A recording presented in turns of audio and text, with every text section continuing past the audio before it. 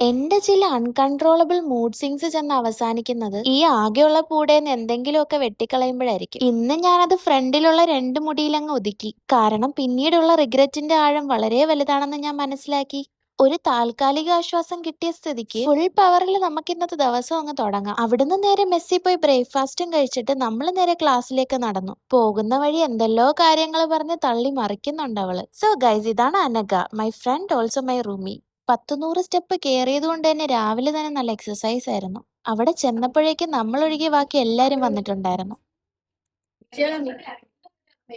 ഇന്ന് ഉച്ച കഴിഞ്ഞ് നമുക്ക് ഫ്രീ ആണ്, അതുകൊണ്ട് ഞാൻ ലഞ്ച് കഴിച്ചിട്ട് നേരെ പോയി കിടന്നുറങ്ങി. പിന്നെ വൈകിട്ട് എണീച്ച് നമ്മൾ ഫ്രണ്ട് വീട്ടിൽ നിന്ന് കൊണ്ടുവന്ന ചക്ക വരെ വെട്ടിക്കഴിച്ചു. ഫുഡിന് വേണ്ടി ഏതറ്റം വരെ നമ്മൾ പോകും. അങ്ങനെ നിന്നോണ്ടിരുന്ന റൂം ഷിഫ്റ്റ് ചെയ്യാൻ സമയമായി. ഇതാണ് നമ്മുടെ പുതിയ റൂം. അത്യാവശ്യം നല്ല പൊടിയുള്ളത് കൊണ്ട് തന്നെ നമ്മൾ തൂത്ത് തുടയ്ക്കാന്ന് വിചാരിച്ചു. എല്ലാം കൂടെ ഒരുമിച്ച് ചെയ്യുന്നതിനേക്കാളും ഷിഫ്റ്റ് ആയിട്ട് ചെയ്യുന്നതായിരിക്കുമല്ലോ നല്ലത്. സോ ഫസ്റ്റ് തന്നെ നമ്മൾ റൂം ഫുൾ അടിച്ചു വാരി വൃത്തിയാക്കി. കുറച്ച് നാൾ യൂസ് ചെയ്യാത്തത് കൊണ്ട് തന്നെ അത്യാവശ്യം നല്ല പൊടി ഉണ്ടായിരുന്നു. അത് കഴിഞ്ഞ് നമ്മൾ തുടയ്ക്കൽ പരിപാടിയിലേക്ക് കടന്നു. ഇത് നമ്മൾ ഡിന്നർ കഴിച്ച ശേഷം ആട്ടോ തുടയ്ക്കുന്നേ. വൃത്തിയാക്കി ക്ഷീണിച്ചത് കൊണ്ട് തന്നെ ഡിന്നറിന്റെ വീഡിയോ ഒന്നും എടുക്കാൻ പറ്റിയില്ല.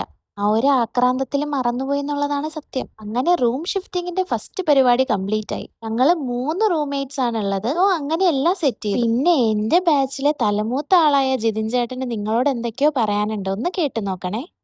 ഞങ്ങളുടെ ബാച്ചിലെ ആയിട്ടുള്ള അലീഷയുടെ ചാനൽ എല്ലാവരും കാണുന്നത് പറഞ്ഞാൽ സന്തോഷം. അലീഷയിലൂടെ ഞങ്ങളുടെ കോളേജിന്റെ വിശേഷങ്ങൾ, ഞങ്ങളുടെ ക്യാമ്പസിൽ നടക്കുന്ന കൊച്ചു കൊച്ചു കാര്യങ്ങൾ എല്ലാം നിങ്ങൾ അറിയുന്നു എന്നറിയില്ല സന്തോഷം. ഒപ്പം ഈ ചാനലിൽ നിങ്ങൾ നൽകി വന്ന പിന്തുണയ്ക്കും എന്റെ പേരിൽ, ഞങ്ങളുടെ ബാച്ചിന്റെ പേരിൽ താങ്ക്സ്.